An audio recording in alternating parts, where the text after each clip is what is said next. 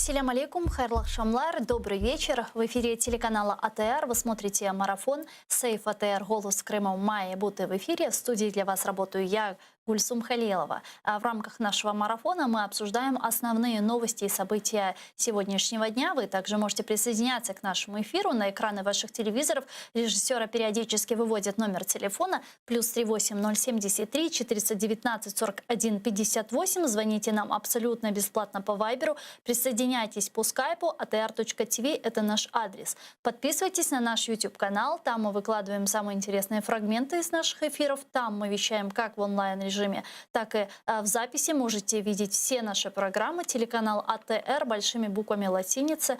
Ставьте лайк и поддерживайте нас. Сегодня в ситуации, в которой мы сегодня находимся, ваша поддержка для нас чрезвычайно важна. Ну что ж, наш эфир мы начинаем с такого информационного сообщения. Офис президента Украины готовит встречу и телефонный разговор главы украинского государства с президентом США Джозефом Байденом. Киев намерен добиваться более широкого привлечения США к переговорам по мирному урегулированию войны на Донбассе и деоккупации полуострова, заявили в офисе президента, а еще сказали следующее. Вже налагоджено контакт з адміністрацією нового президента США, а нещодавно відбулася телефонна розмова міністра закордонних справ України з державним секретарем США.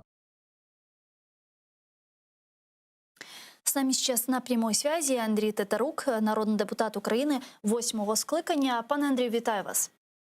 Доброго вечера. Доброго вечера. Вот давайте попробуем вместе представить, о чем будут говорить президент Зеленский и президент США Джозеф Байден.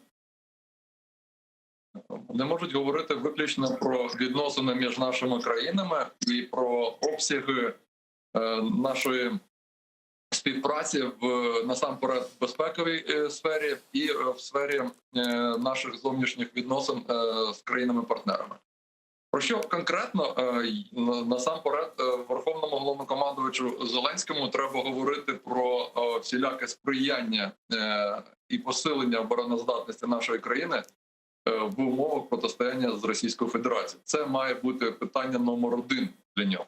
Ну, для такого конструктивного разговора, который принес бы какую-то пользу, Украина и президент, в частности, должен же представить какие-то проекты или нет? Ну, или хотя бы рассказать о том, что уже сделано вот в тех направлениях, которые важны сегодня для США, те направления, которые они постоянно декларируют. Ну, розповідати нічого не потрібно, насправді. Рівень президентів – це люди, які найбільше інформовані, і вся владна вертикаль, власне, готує порядок денний щодо зустрічі або таких розмов. І зазвичай перед такими розмовами дипломати ретельно готують і вивіряють кожен пункт, який буде обговорюватися. І зазвичай робочі групи кожного з президентів опрацьовують і інформують їх щодо позиції країни стосовно тих або інших питань. І тому Зеленському не треба ні про що інформувати, окрім як, якщо буде якась, наприклад, спільна прийнята позиція, просто інформувати про ступінь її виконання, якщо буде таке взяти на себе зобов'язання. Хоча насправді, я ще раз кажу, всі технічні питання насамперед готують дипломатичний корпус, а президенти просто верифікують все це, озвучуючи це і, власне, запускаючи процеси вже в певних вимірах. І тому тут надзвичайно важливо дійсно провести спочатку телефонну розмову, щоб напрацювати візію співпраці.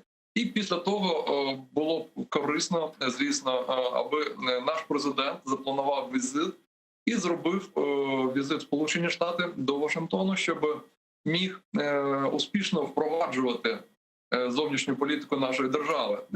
Час для відосиків і балаканини закінчився. Насправді він тепер в тому статусі, коли розуміє, наскільки відповідальна посада президента України, і не можна марнувати час кожного дня, не можна марнувати жодної хвилини свого робочого часу на пустопорожні якісь форуми, балаканину і відосики. Треба ретельно працювати, тому що час впливає, і йому не буде про що звітувати в кінці його каденції.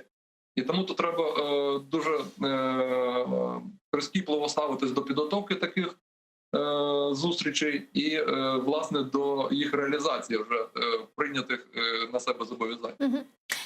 Но вот все же, как по-вашему, вот с приходом Джо Байдена, вот наша капитализация надежд и чаяния, она все же возросла, или вы все-таки иллюзий не питаете? Ну, я не питаю жодної ілюзії щодо того, що хтось, третя країна, будь-яка третя країна, навіть при всій повазі до Сполучених Штатів, Великобританії, Європейського Союзу разом взятих, жодна з тих країн, жоден з лідерів, жодна інша фізична особа не буде робити нічого того, що мають зробити насамперед українці. Вони за нас виконувати нашу роботу не будуть.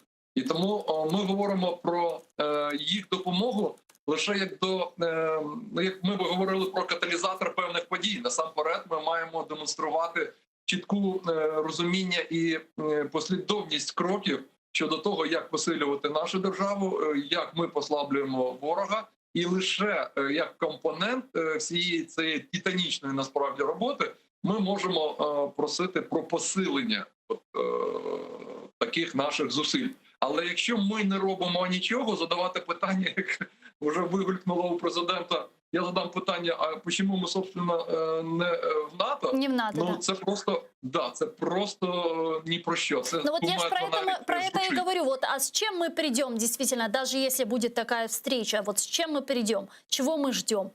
Ну, насправді, я б не песимізував, скажімо так, зусилля України, починаючи з 2014 року, тому що, насправді, прогрес є. І, ба більше, минулого року Україна набула певного статусу як партнера НАТО. Тому ми можемо тепер продовжувати. Все, що ми можемо робити, власне, це чітко слідувати до мети вступу до НАТО і до Європейського Союзу. А це, власне, кропітка бюрократична робота для парламенту, Кабміну, як виконавчої гілки влади, і до президента. Ми взяли на себе зобов'язання, виконали більше 150 вимог, реалізувавши їх через законопроекти, через постанови, втіливши їх в життя і отримали безвіз. Тобто навіть песимізм на початку всієї цієї важкої роботи, він, звісно ж, не придавав таких очікувань, що це все буде зроблено. Але ми просто знали, що ми це маємо робити, і зробили. Тому тут не треба боятися, знаєте, як очі бояться, руки роблять. Да, Треба ну, к просто сожалению, розуміти, вопросах- що не Да. можна зволікати і не можна відкладати на післязавтра цю роботу. Її треба робити щодня.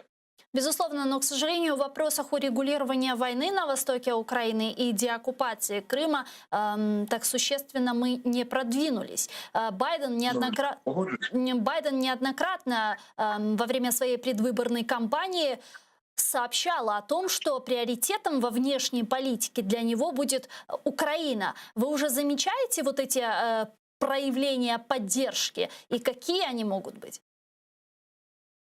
Ну, знаєте, дуже добре, що нарешті сьогодні Зеленський призначив своїм указом Оксану Маркарову повноважним послом України в Сполучених Штатах. Це важливий крок для якісних і повноцінних відносин між нашими країнами. Я очікую, що президент Сполучених Штатів зробить також свій вибір і призначить посла Сполучених Штатів в Україну.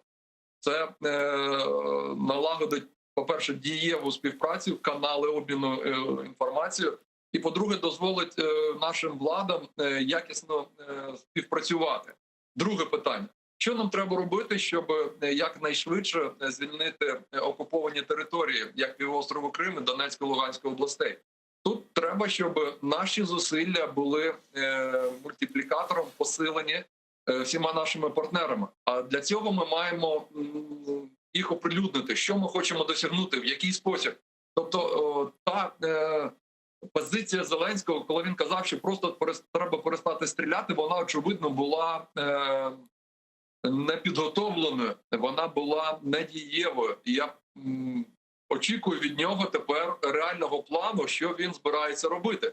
Так як, наприклад, він зробив чітке рішення, прикривши пропагандистські канали Кремля, вирвавши ікла, але не відірвавши голову цього чудовиська, яке просто випалює все навколо себе. Тобто щодо Росії треба діяти жорстко, треба діяти послідовно і треба діяти злагоджено, щоб вона в жодному разі не вносила хаос в наші відносини з нашими країнами-партнерами, тому що Росія, власне, створюючи хаос навколо себе, реалізовує головні питання, які їй цікаві. Тому тут проти Росії треба діяти чітко, злагоджено і єдиним фронтом. Власне, до чого ми закликали, коли були свого часу у владі і намагались так будувати відносини з нашими європейськими і американськими партнерами. Вы, кстати, упомянули Медведчука. Сегодня Цензорнет опубликовали запись разговора экс-помощника президента России Владимира Суркова и Виктора Медведчука. В 2014 году они обсуждали поставки электроэнергии в оккупированный Крым. В разговоре Медведчук и Сурков, значит, обсуждали схему поставок электроэнергии в Крым, в которой, в частности, были задействованы российская Интеррау и ее структуры. Давайте послушаем фрагмент этого разговора и продолжим нашу дискуссию. Короче, Герзаве вчера вечером выдали постанову, да? Ну, такая постанова, в принципе, устраивает нормально, но нам надо ввести для публичности тендер по поводу поставки в Крым. Ну, хорошо, ввели, вопросов. Тендер на поставку, ну, ты вдумайся только, да? Я говорю, ну, кто же туда будет поставлять, кроме тех, кто даст ту цену, которую мы договорились? Мы договорились 2,99. Я говорю, кто ее даст, если сегодня поставляет по 3,43? Ну, все равно тендер пусть проведет. Ну, хорошо, ну, мы тендер выиграем. Да. Да нет, там на тендер никто не заявится. Короче, я вчера вечером разговариваю, позвонил президенту в Австралии.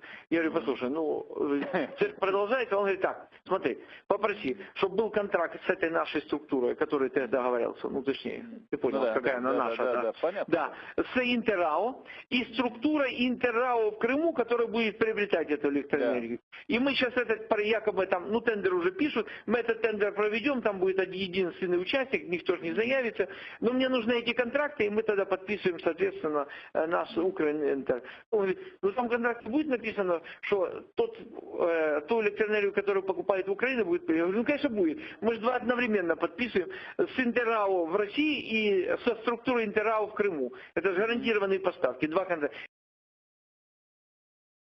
Кроме того, они обсуждают обмен пленными. Сурков называет террористов на Донбассе. Это наши там подопечные и обещает помочь с обменом. А в свою очередь Медведчук говорит, кто именно ему предложил заниматься этим обменом. Давайте послушаем. Слушай, еще в одну авантюру меня хотят втащить. Чего? Смотри, значит, ты предложил наш уважаемый Петр Алексеевич, и это было поддержано Владимиром Владимировичем, поучаствовать в освобождении пленных. Мне. Ну, То есть ну, он да. готов дать мне мандат. Я знаю, что ты там ты знаешь, можешь сюда играть. Да, и чего в итоге? Ну ничего, я жду мандат. Давай, забирай. Ты согласен? Я думаю, тебе это в плюс, что пусть. Ну не, ну да, но ты же не возражаешь, нет? Не, я 100% не возражаю. Да. Забирай всех. Там просто есть проблема, ну ты это хорошо знаешь. Пане Андрію, ну, вот такой вот разговор, и при этом Медведчук еще спрашивает разрешение у Суркова, брать ли ему мандат или нет. Прокомментируйте.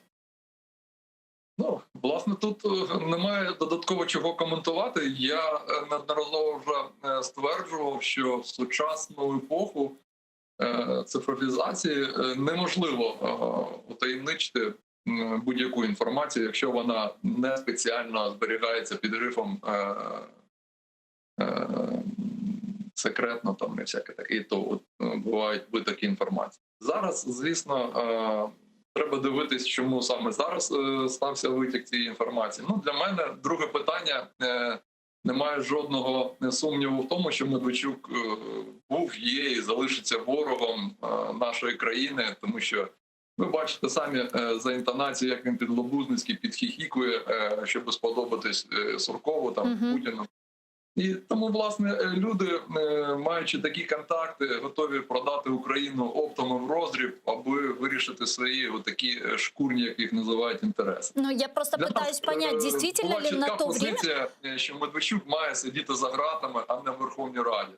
Дуже шкода, що зусиль Народного фронту минулій каденції не вистачило щодо переконання решти колег прийняти відповідні рішення і унеможливити його збагачення на таких оборудках економічних, через ці економічні оборудки зміцнення в інформаційній сфері і, власне, нанесення неймовірної шкоди нашій державі шляхом отруєння інформаційного простору на оці брудні гроші, які він отримує, співпрацюючи з Кремлем. Тут немає жодних сумнівів, що Медведчук є посіпака Путіна. Там статус кума – це такий, кум – це, скажете, простонароддя, ми називаємо так, відносини між людьми. Насправді він служка, дрібна служка Путіна, який готовий виконувати всі його забаганки, не маючи на то жодної своєї позиції. Як скаже Кремль, так він не буде виконувати. Это понятно, но вот что мне непонятно, действительно ли на то время Медведчук был единственным вариантом, которого наделяет президент мандатом для проведения тех или иных переговоров? Немає унікальності в жодній людини. Мене, наприклад, навчили ще на першому курсі військового училища, що незамінних не буває. І я з цією думкою живу все життя. Я розумію, що незамінних не буває. Тобто, коли призначають конкретну людину, оцінюють її спроможності, можливості і здатності виконати поставлені перед ними завдання. І тому, якщо ця плівка і виток інформації є автентичним, його насамперед має коментувати Петро Порошенко. Тому що з його слів виходить, що пана Медведчука радила Ангела Меркель як перемовник. Да, Тобто, причем Порошенко об этом несколько раз говорил, что ему навязала кандидатуру Медведчука именно Меркель. Ви розумієте, ми ж не обговорюємо зараз офіційну інформацію. Ми обговорюємо злив певний фрагмент бесіди. Ми не знаємо, це навіть не вершина айсбергу, а крихтка від айсбергу. Тому ми можемо тільки робити попередні висновки, які я вже озвучив. Решта, я не обізнаний настільки, щоб розуміти, що була у Петра Порошенка інша альтернатива. Звісно ж, мало б бути, тому що обмін військовополонених – це виключна прерогатива держави. І довіряти її окремим фізичним особам, ненаділеним повноваженням – це ставити життя наших військових під великий ризик. І я б такого рішення в жодному разі не прийняв. Как вы думаете, если бы не блокада Крыма, которая была организована активистами, представителями крымстарского народа, лидеров крымстарского народа в 2015 году, то торговля с Крымом, в частности электроэнергией, продолжалась бы? Ну, її хотіли, безумовно, в той або інший спосіб пропихувати через парламент. Але до честі парламенту 8-го скликання ми були більш дієві у відстоюванні саме державних інтересів. І я пам'ятаю, як ми, знову ж таки, звісно, це не дуже добре виглядає, але я ж не нахвалюю Народний фронт, я просто констатую факти з нашої діяльності.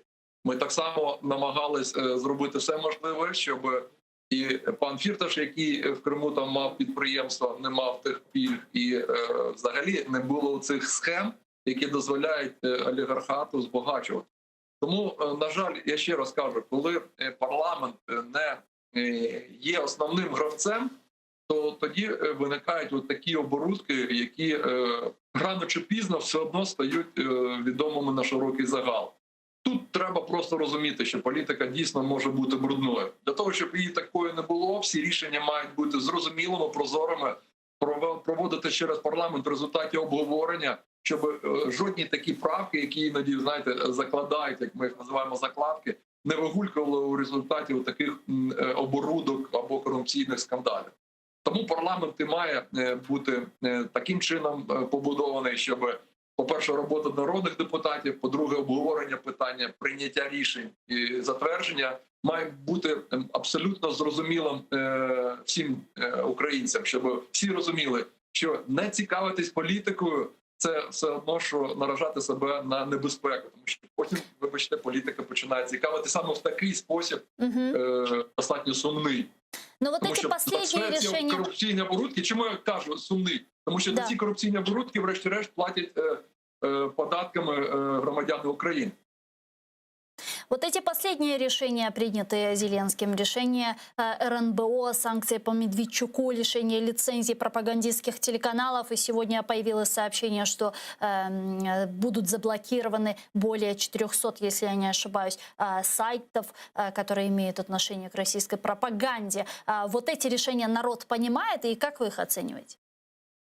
Ну, не всі розуміють важливість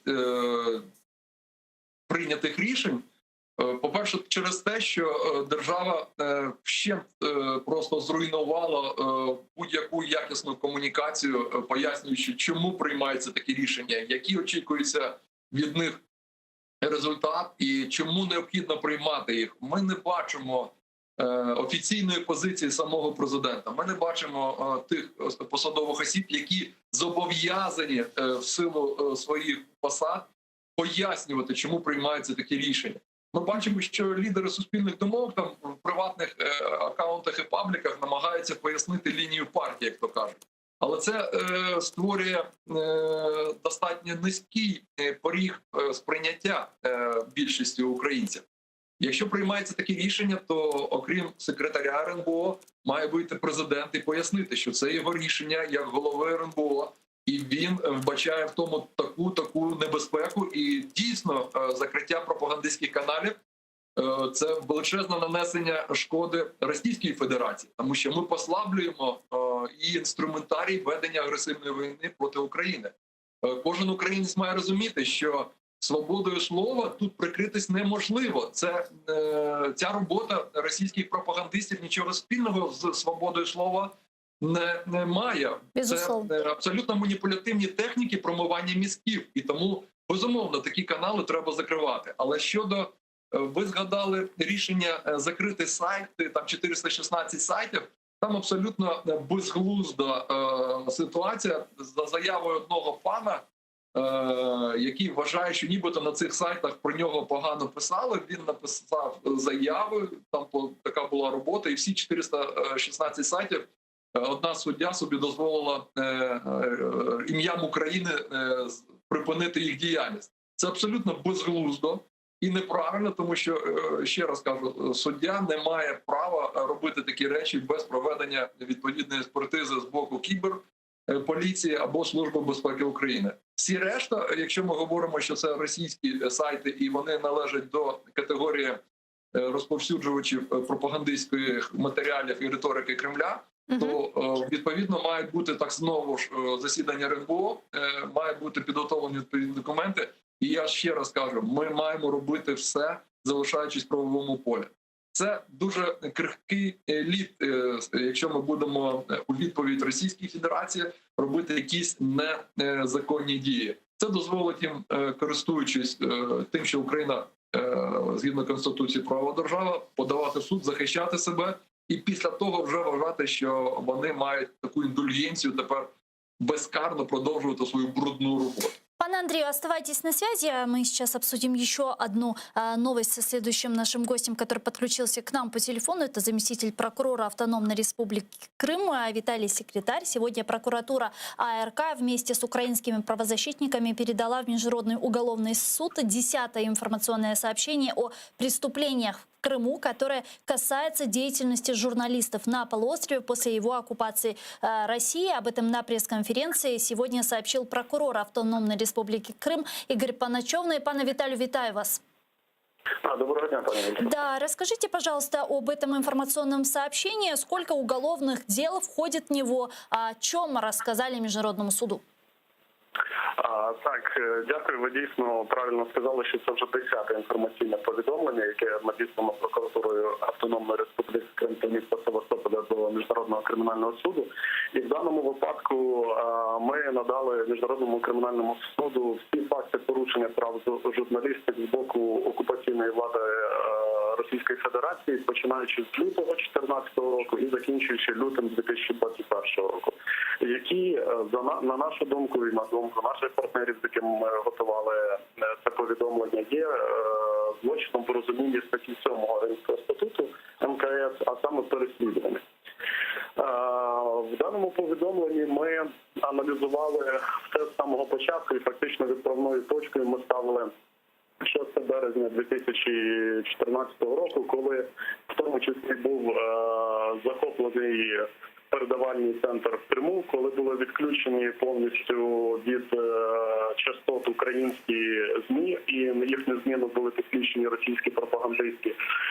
Крім того, нами було проаналізовано російське законодавство, яке зобов'язувало ЗМІ в Криму здійснювати свою діяльність виключно за російським законодавством і обов'язок їх перереєстрації, у зв'язку з чим були закриті маса і телеканалів, і друкованих засобів масової інформації.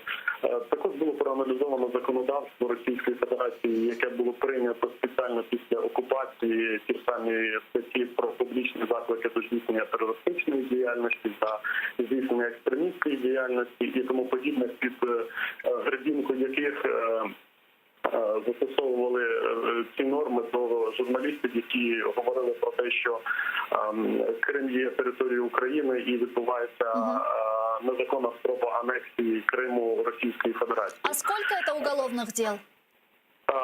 Саме по наших матеріалах кримінальних проваджень це 21 кримінальне провадження, але в тому числі ми використовували матеріали і міжнародних організацій правозахисних, використовували звіти управління Верховного комісара ООН з прав людини і різного роду рішення міжнародних організацій, в тому числі і рішення Генеральної асамблеї ООН, яка була прийнята наприкінці 2020 року, в якому також було вказано про переслідування журналістів. Ну і, безумовно, успішне рішення в справі Україна проти Російської Федерації щодо Європейського суду з прав людини, в якій було визнано адміністративну практику переслідування журналістів на окупованому півострові. Пане Виталию, а на каком этапе сейчас расследование, на каком этапе сейчас эти уголовные дела? И идентифицирует ли прокуратура Автономной Республики Крым тех, кто причастен к задержанию, следствию журналистов на территории временно оккупированного полуострова?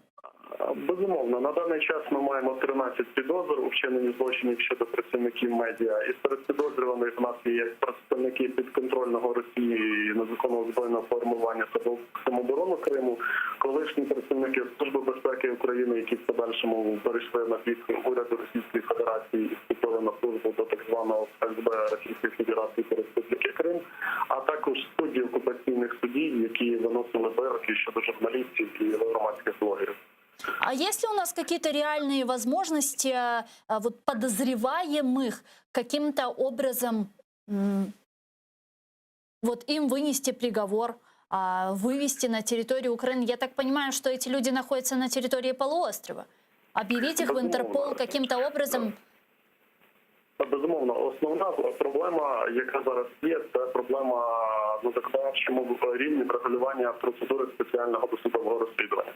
Тому що після вступу в роботу Державного бюро розслідувань, згідно з перехідними положеннями Кримінального процесуального кодексу, здійснення спеціального досудового розслідування припиняється як таке. Крім того, статті,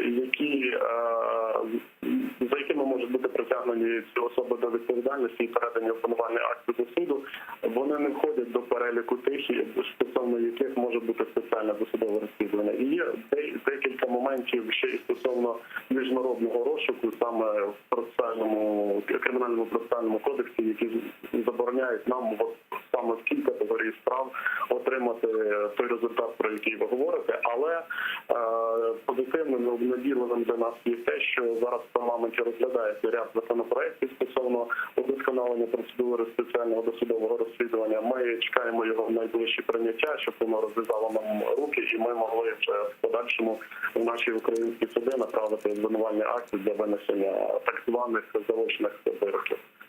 Дякуємо вам дуже. Чухсагул у нас Віталій Сакратар, заступник прокурора Автономної Республіки Крим, був з нами на прямому зв'язку.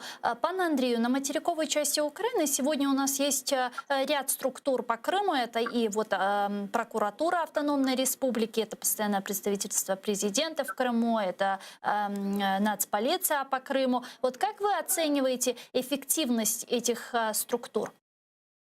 Я якраз поки слухав, як коментував пан Віталій свою діяльність, ловив себе на думці, що хочу, користуючись нагодою, висловити глибоку подяку як прокуратурі півострова Крим, так і Міністерству юстиції. Скажімо, там є Іван Лущина, заступник міністра. От вони насправді неймовірні молодці, тому що вони послідовно, якісно, знаєте, як так кажуть, тихим сапом роблять неймовірно круту роботу, просто всаджуючи в Росію гарпуни оцих справ, які подаються в міжнародний суд. І врешті-решт набереться така критична маса, коли Росія вже не зможе уникнути відповідальності. Звісно ж, вона пручається. Звісно ж, Путін може скільки завгодно стверджувати, що їх там нет. Але неспростовні докази, які документуються, збираються, починаючи від порушення прав людини, закінчуючи військовими злочинами. Я, до речі, так само давав покази як безпосередньо учасник подій. І відеоматеріали, фотоматеріали присутності саме російських військ на території нашої держави. Так само допомагав їм формувати цю доказову базу. Так що я можу вважати себе навіть причетним до їх важкої титанічної роботи, але вже в якості свідка. Тому я переконаний, що їх робота обов'язково принесе користь нашій державі. І це буде допоміжний засіб позбутися російської окупації, перше, а по-друге, обов'язково притягнути до відповідальності тих посадових осіб, які вчиняли ці злочини проти конкретних осіб і проти людства в цілому. Тому що військові злочини або знищення людей, які, всі ці норми, які перелічені і в Женевській конвенції, і в величезній кількості міжнародного законодавства, вони безсумнівно не мають терміну давності, і дехто може відповідати так, як відповідає до сих пір за злочини фашистської Німеччини. І навіть коли людина похилого віку хоче спокійно вже дожити там лічені свої дні, місяці або роки, його саджають за грати за скоєння злочини. Так що я маю тут здоровий оптимізм і вважаю, що зусилля як держави у вигляді прокуратури, наприклад, Міністерства юстиції, парламенту, президентської вертикалі, так і волонтерських спільнот, до речі, які так само ретельно документують присутність російської військової техніки, російських збройних сил, командирів рядового складу. Все це найманців, яких вони фінансують, спонсорують повністю, навчають і керують ними. Все це, безумовно, буде різні ланки відповідальності, але я бачу, що спокійного життя у них не буде. Вони завжди будуть втікачами, навіть перебуваючи на території Російської Федерації. Поки що в тих кордонах, яких вона існує. Вот какая еще новость сегодня появилась. Президент Польши Анджей Дуда поблагодарил украинского коллегу Владимира Зеленского за приглашение к участию в Крымской платформе. Об этом говорится в сообщении пресс-службы Офиса президента Украины по результатам телефонного разговора с президентом Польши. Давайте послушаем. Глава української держави запросив президента Польщі відвідати Україну і особисто взяти участь в урочистих заходах з нагоди 30-річчя незалежності України та в саміті Кримської платформи. Дуда подякував за запрошення взяти участь у проєкті «Кримська платформа» і запевнив, що зробить все можливе, щоб відвідати святкування річниці української незалежності. Пане Андрею, вы знаете, что сейчас набирает обороты уже Крымская платформа. Многие страны выразили свою поддержку Крымской платформе. Даже некоторые сказали об своем, согласились участвовать в этой платформе. Мы видим, как сотрудники Министерства иностранных дел Украины ведут активную работу в этом направлении. И 23 числа августа месяца планируется уже проведение Крымской платформы. Давайте с вами попробуем представить, что будет происходить на этой платформе, какие вопросы могут обсуждать и что дальше. Собрались, представились, написали какую-то хорошую декларацию, а какая дальше должна быть создана институциональная модель этой платформы, как вы это видите?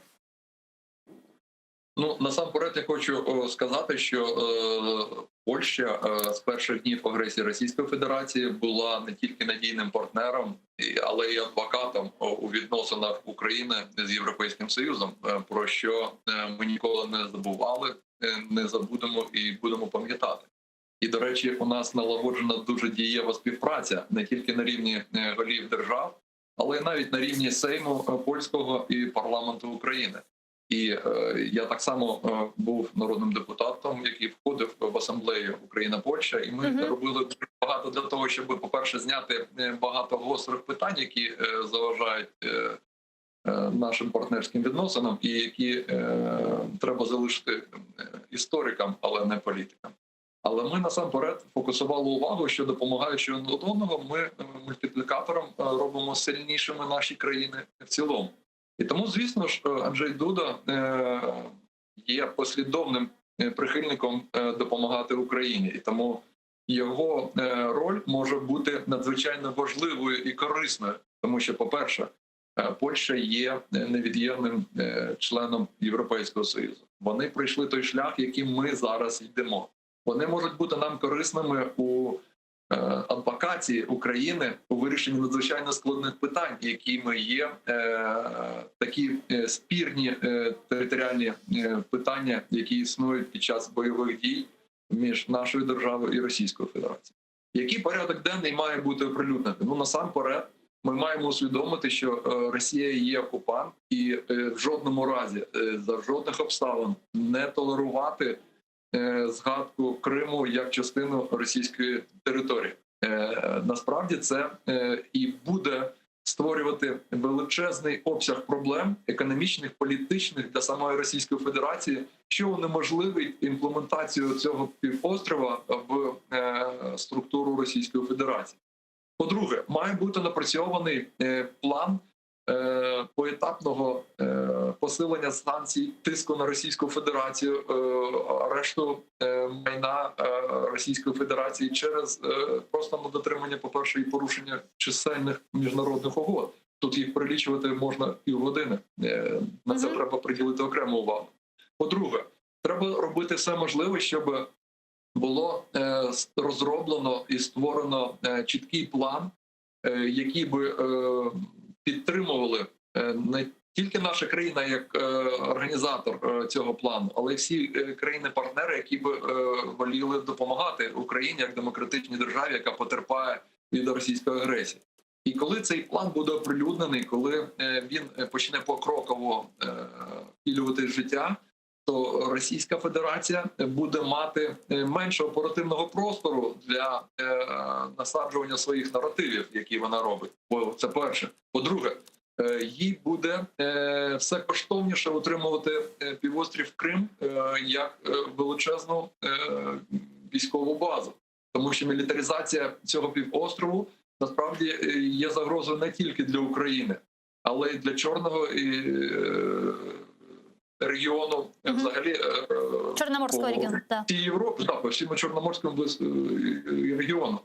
І тому всі мають розуміти, що дозволяти Російській Федерації мілітаризувати Крим і робити з нього просто якийсь майданчик для того, щоб вони і ядерну зброю туди, і інші системи озброєння накопичили просто, щоб погрожувати, як вони зазвичай люблять, для ведення своєї зовнішньої політики, це для них має бути настільки коштовним, щоб просто зруйнувати Росію як державу. Так само, як був зруйнований свого часу через цю безглузду мілітаризацію гонку озброєнь Радянський Союз.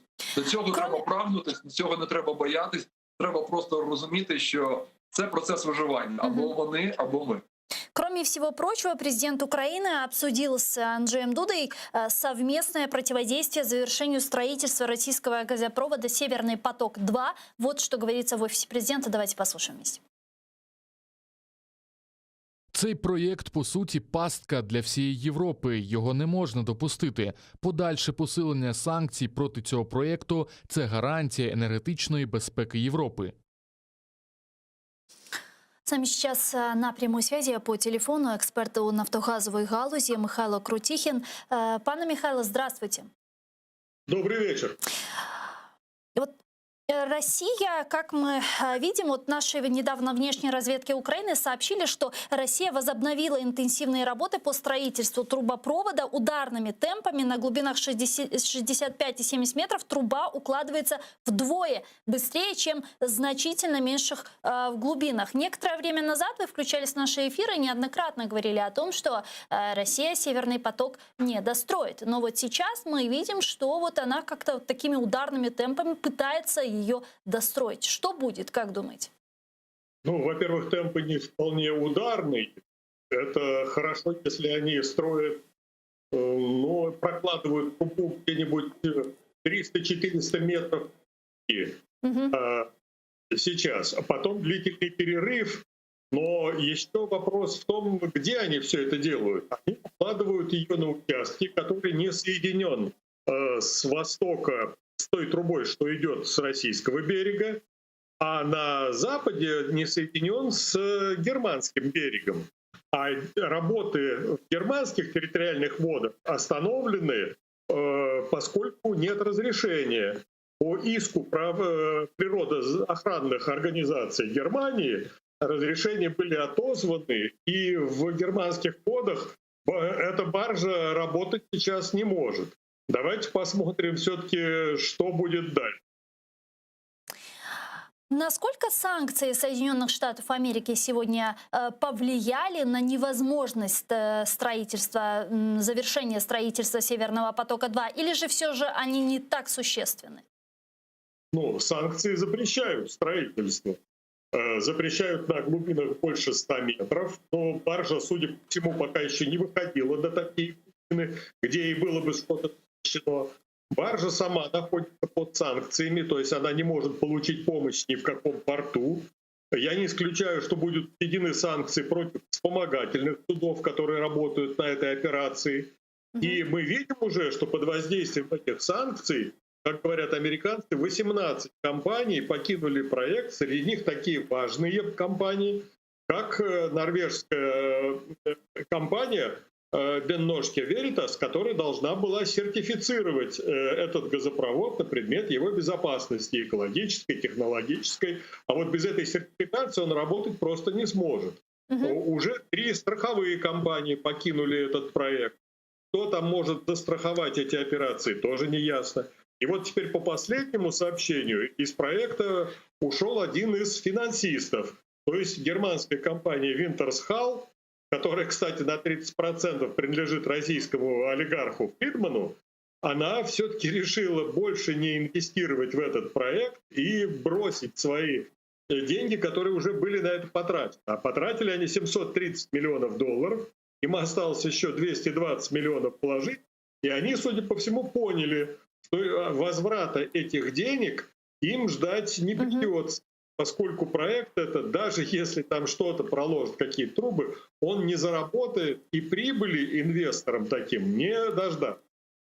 Насколько по «Газпрому» ударили санкции США? А вот есть ли какие-то цифры ущерба? Нет, по «Газпрому» все ничего не ударило. По «Газпрому» больше всего ударило решение строить этот газопровод.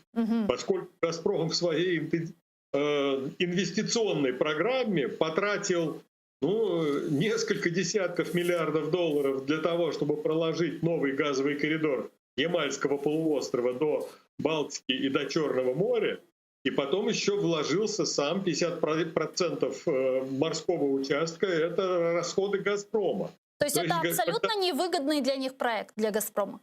Разумеется, невыгодный. Во-первых, можно было бы вполне использовать газопроводы, которые прекрасно работают. Уренгой, Помары, Ужгород, например, которые идут в сторону западных потребителей российского газа и прекрасно могли бы дальше работать. Нет, было построено огромное количество труб было уложено в землю в новом коридоре, совершенно непонятно зачем. Причина только одна, чтобы обогатились компании, которые строили этот никому не нужный газовый коридор. То есть компании друзей российского президента. Вот здесь все уже потрачено, все уже сделано, и поэтому дальнейших каких-то потерь ожидать не приходится. «Газпром» все это вынужден будет списать. Это все было из его инвестиционной программы. А новых потерь «Газпрома» больше не предвидится, все деньги уже потрачены. Украина является стратегическим партнером Европы в энергетическом плане. В Украине огромные естественные хранилища газа. Вот как вы считаете, зачем же Европе все же нужна вот эта прямая труба с точки А в точку Б без возможности опции хранения газа? А кто сказал, что это всей Европе нужно? Российские руководители договорились с Германией, привлекли Австрию, соблазнив их тем, что вот если отказаться от украинского транзита и получать весь российский газ через Балтийское море, то Германия превратится в распределительный узел для всей северо-западной, северной Европы, а дальше, может быть, и на юг, вплоть до Италии.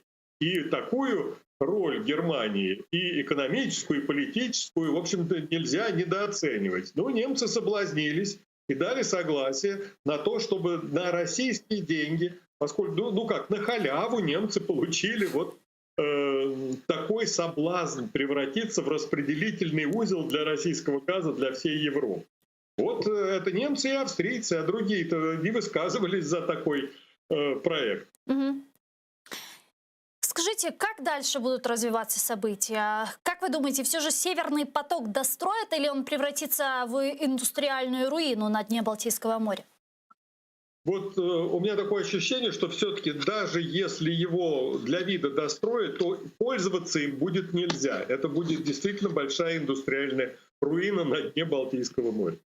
Спасибо большое. Чохсагл, нас Михайло Крутіхін, експерт з нафтогазового ринку, був з нами на прямому зв'язку. Пане Андрію, ви слушали нашу дискусію. Що скажете?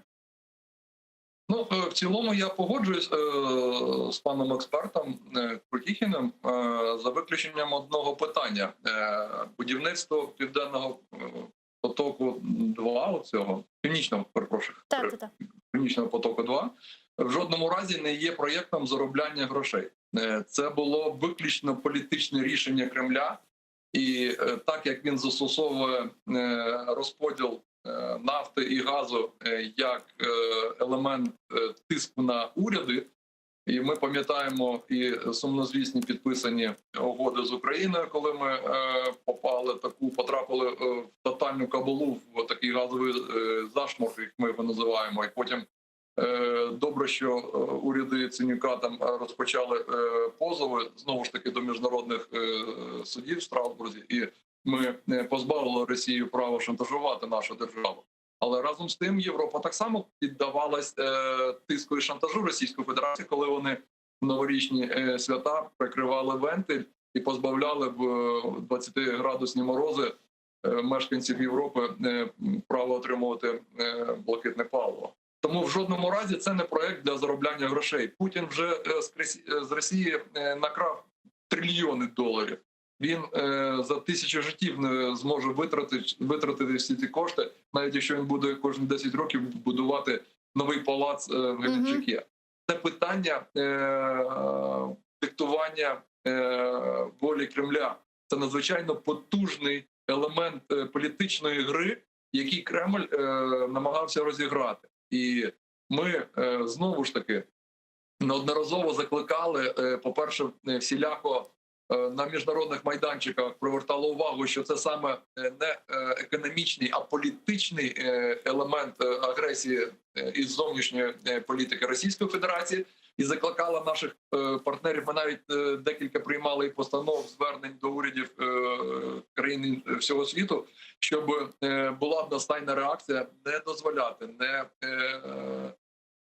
підтримувати будівництво Північного потоку-2. Тому що це зброя. Це зброя, яка обов'язково вистрелить, якщо її привести у бойовий стан.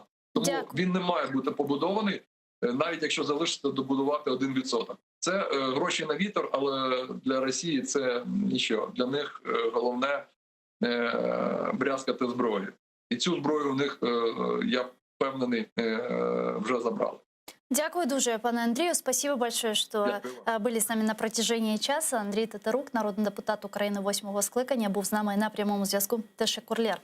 Ну а мы переходим к следующей новости. В армянском Ереване сотни людей требуют отставки премьер-министра Армении Никола Пашиняна. Люди вышли на улицы города на фоне заявления главы правительства о попытке военного переворота. Напомню, Никол Пашинян заявил о попытке военного переворота в стране. Он призвал своих сторонников выходить на улицы. Вот что он сказал.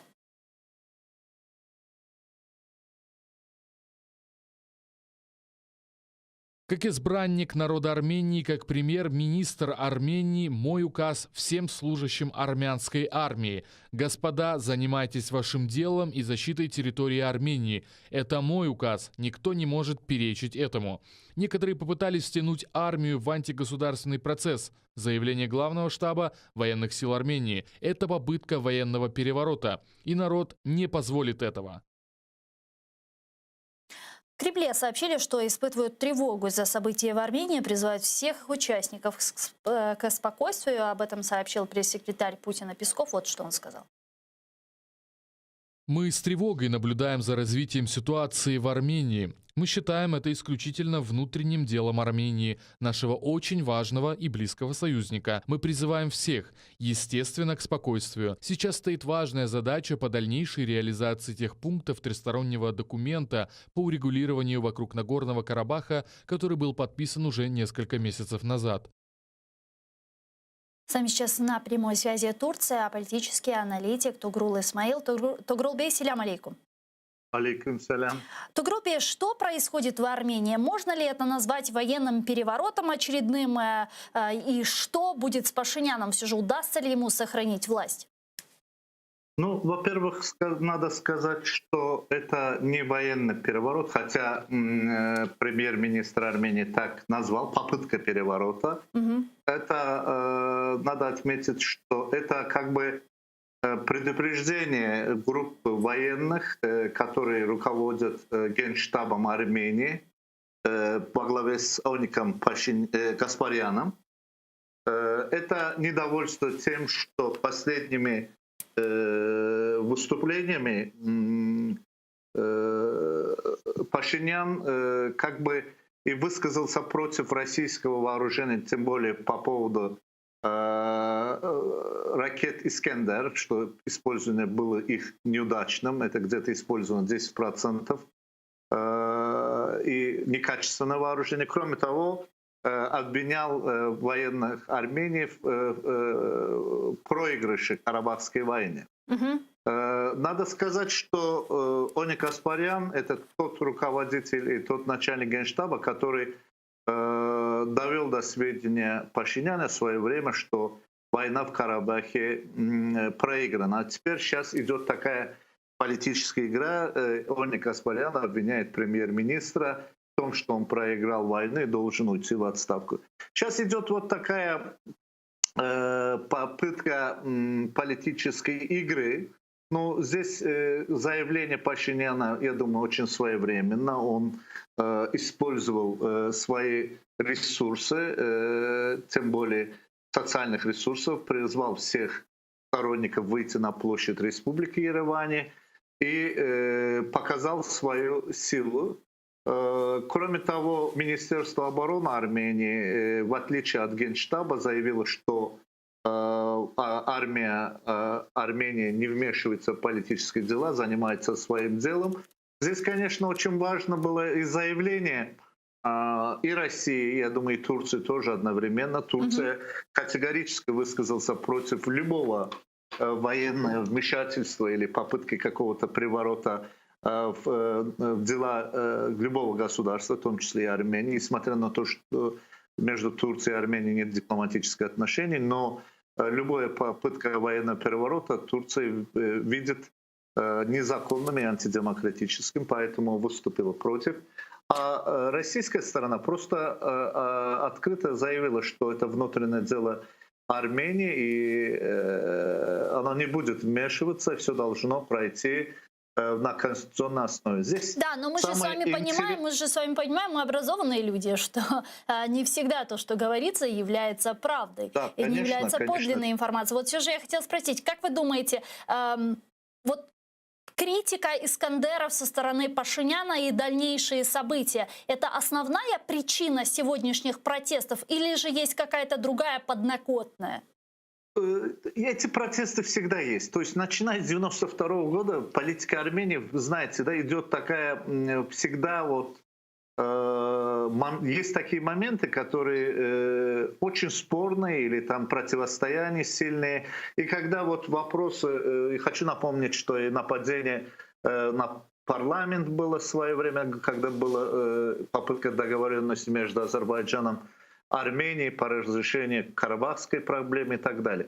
Но я не считаю, что сегодняшнее вот выступление некоторых генералов армянских, оно связано именно с карабахской тематикой. Почему?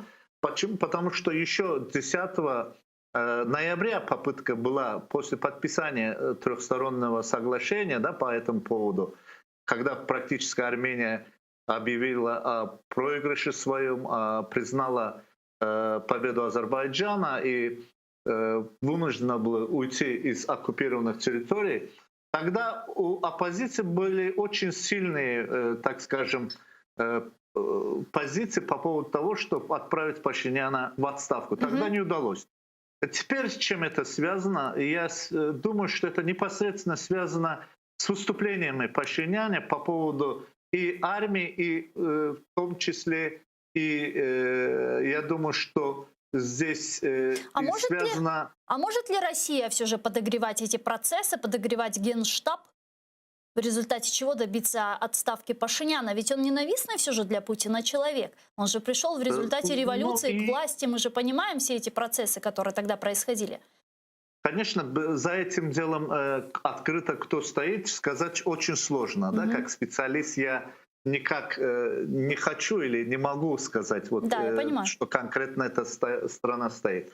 Но исходя из того, что Гаспарян и получил образование в России, очень связан с российскими военными, и Армения и Россия имеют общую, как скажем, создали армию по обеспечению безопасности в Южном Кавказе, и, так скажем, штаб находится в Ереване и так далее, то этот генералитет очень связан с российскими военными, тем более российским руководством. Это надо понять. И Пашинян после 2018 года прибывшему, так скажем, ставшему власти, сразу поменять этих генералов практически нет было времени и невозможности. Это раз. Я просто поэтому сказал, что Гаспарян уговаривал или доложил до сведения Пашиняна о том, что армянская армия проиграла и нужно пойти на перемирие. А сейчас обвиняет Гаспарян Пашиняна в том числе. Здесь очень надо внимательно читать российскую прессу. Я думаю, что вот как раз РИА Новости по этому поводу очень прекрасно высказался и показал, так скажем, под строчками указал, на чем вызваны эти беспорядки. Непосредственно про Искандеров вопрос идет, деятельность Искандеров. Это раз. Во-вторых, и недовольством тем, что вот российские, так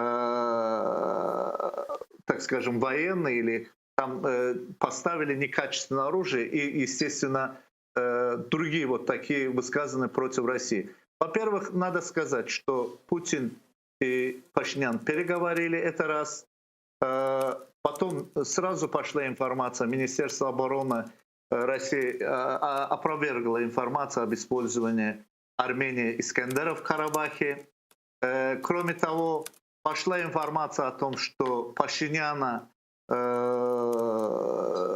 неправильно информировали по этому поводу. Но здесь самое главное, вот интересный фактор о том, что экс-президент Армении Кочарян, который является, вы знаете прекрасно, все мы знаем, что личным другом Путина, Да. он тоже выступил с призывом поддержать вооруженные силы страны.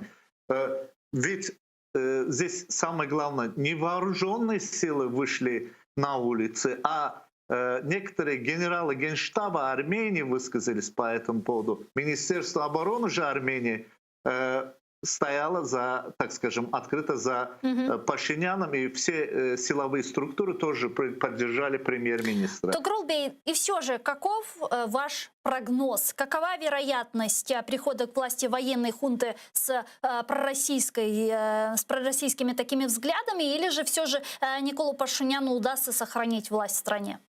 Я думаю, что Никол Пашинян сейчас самый удачный кандидат и для России тоже. Почему? Потому что российские миротворцы находятся в Карабахе, идет процесс, трехсторонний процесс переговора.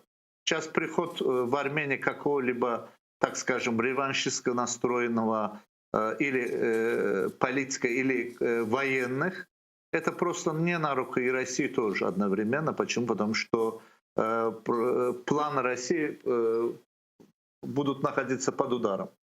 Поэтому Пашиняна свергнуть сейчас в данный момент это не в интересах России тоже.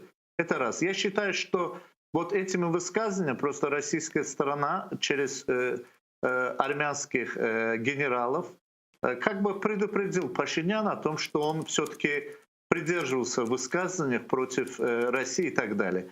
То есть это контролируемая, так скажем, кризисная ситуация в Армении, которая в интересах России тоже. Çok sağ olunuz Тугрул Бей, что были с нами на прямой связи. Тугрул Исмаил, политический аналитик, был с нами на прямой связи. Çok sağ olunuz и Ахшамлар, а сейчас с нами на прямой связи журналист Юрий Бутусов. Юрий, здравствуйте. Доброго дня. Добрый вечер. Юрий, вот мы сейчас разговаривали с политическим аналитиком из Турции по поводу ситуации, которая сегодня есть в Армении, в Ереване. Там протестные акции, люди требуют, в частности, руководители Генштаба отставки Никола Пашиняна. Вот каков ваш прогноз, как вы смотрите на эту ситуацию? Удастся ли, как вы думаете, Николу Пашиняну сохранить власть?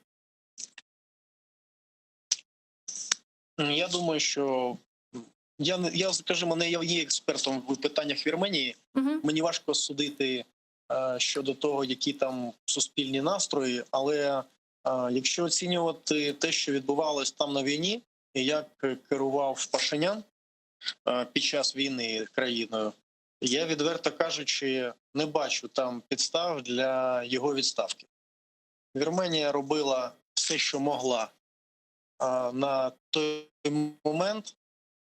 Система оборони країни була архаїчною, недосконалою, але ми розуміємо, що відповідальність за це, вона не тільки на Пашиняні, а вона насправді не була не готова, тому що Вірменія повністю знаходиться у руслі російської оборонної політики. Вірменія керується військовими, які повністю проходили вишкіл у Москві, в російських військових академіях. Будується армія за російською військовою доктриною, на російському озброєнні.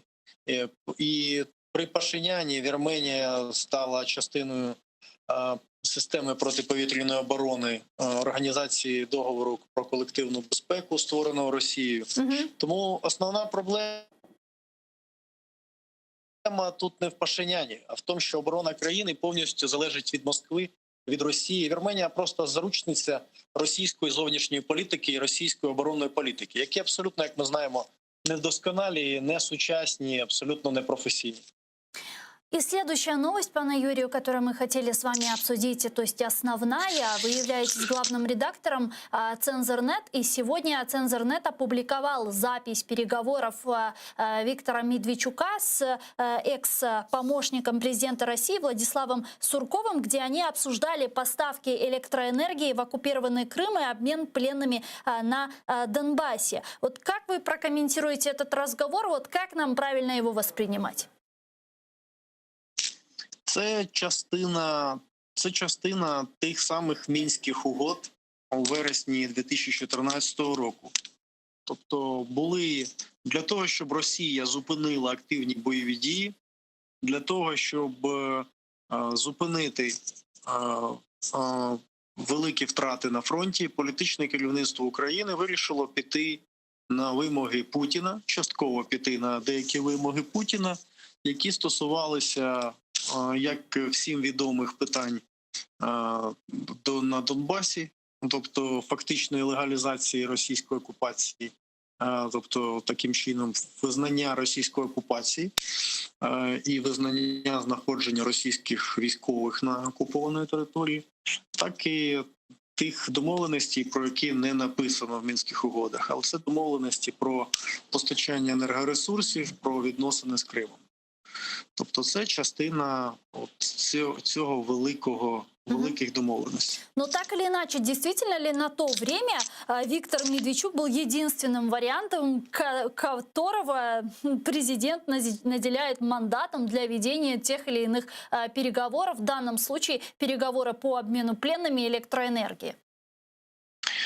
Ми з цієї розмови отримали з вами інформацію, що Медведчук був визнаний Кремлем і визначений самим Володимиром Путіним. Тому що Сурков, це ми чуємо, як дружньо вони спілкуються, Сурков це був офіційний координатор Путіна по війні в Україні.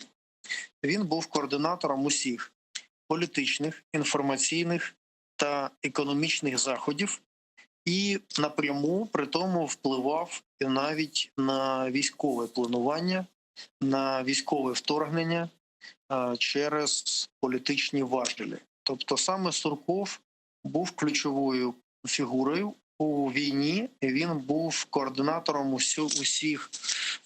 усіх рішень і провайдером усіх рішень, які генерувала Росія, політичних рішень і питань ескалації війни, які генерувала Росія під час вторгнення в 2014-2019 роках. Тому, звичайно, що це якраз ця розмова демонструє саме вирішальну роль, визначальну роль помічника Путіна Суркова. Підкреслюю, це помічник Путіна. Це не людина, в якої є свої особисті інтереси. Він транслює Медведчуку волю Путіна. Що саме хоче Путін від України. А Медведчука, свого кума, Путін призначив смотрящим по українській внутрішній політиці. Тобто Сурков по війні контролює, координує війну на Донбасі, а Медведчук контролює вплив на внутрішню політику та на економіку України. Тобто вони керують і відповідають перед Путіним за оці паралельні лінії рішень. Тобто Медведчук – внутрішня політика України, Сурков – війна на Донбасі. І ось вони між собою ведуть перемовини для того і обговорюють, як їм поєднати свої інтереси і плани в цих вимірах.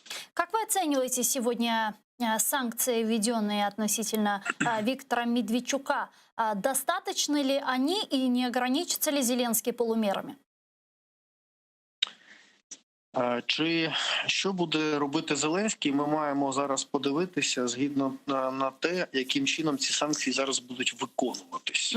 Тобто, чи це факт, чи це імітація, це може показати тільки фактична реалізація. Що таке фактична реалізація? Має бути повністю дійсно зупинена діяльність Медведчука і усіх фізичних юридичних осіб на території України. Зараз ми бачимо, що сьогодні фактично Медведчук придбав ще один телеканал, на який намагається переписати свої медіаактиви. Якщо влада це не зупинить, значить все, що зробив Зеленський, буде знов обнулятись. І довіра до нього впаде. Тому зараз влада має показати, що все, що робить Зеленський, поза законом. А все, що робить Медведчук, поза законом. Дякую дуже, пану Юрію. Чохсагол у нас Юрій Бутусов, журналіст, редактор «Цензурнет», був з нами на прямому зв'язку. Ну что ж, я с вами не прощаюсь, мы говорим вам всего лишь до свидания. Буквально через несколько минут, секунд эфир телеканала АТР продолжает информационная программа «Заман». А далее в этой студии вас поприветствует Айдер Муждабаев с программой «Прайм». Не пропустите. Коршкевич.